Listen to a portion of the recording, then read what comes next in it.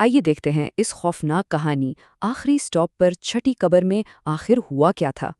कहानी की शुरुआत ही एक अजीब सी तन्हाई और पुरस्रार माहौल से होती है। सुनसान बस, कोई सिग्नल नहीं और खामोश ड्राइवर, यानी माहौल शुरू से ही बेचैन करने वाला है।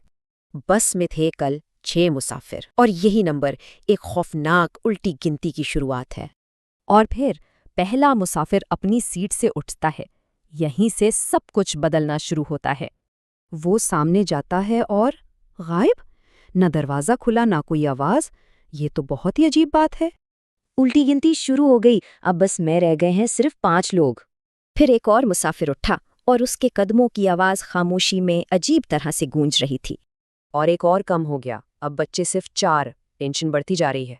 एक तरफ अरमान का दिल डूब रहा था और दूसरी तरफ बाकी मुसाफिर बिल्कुल बेहिस्सो हरकत थे। अब तीसरे मुसाफिर की बारी थी, लेकिन जाने से पहले वो एक खौफनाक इशारा दे गया।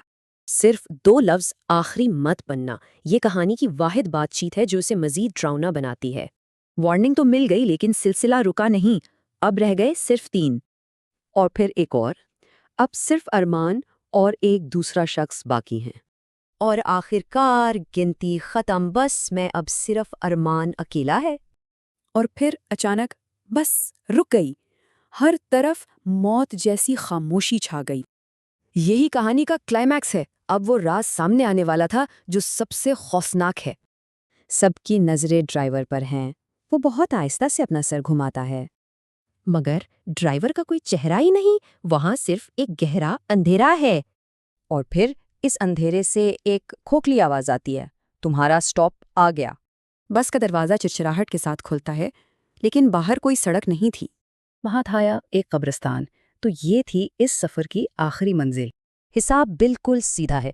कल 6 कब्रें, 5 भरी हुई और एक खाली। और वो छठी कब्र, उस पर अरमान का नाम लिखा था। वही उसका आखिरी स्टॉप था। ये कहानी तो ख़त्म हो गई, लेकिन सवाल ये है कि क्या ऐसी कोई बस हम सबका इंतज़ार कर रही है? Click the subscribe button. Then, click the bell icon and select all to get every notification.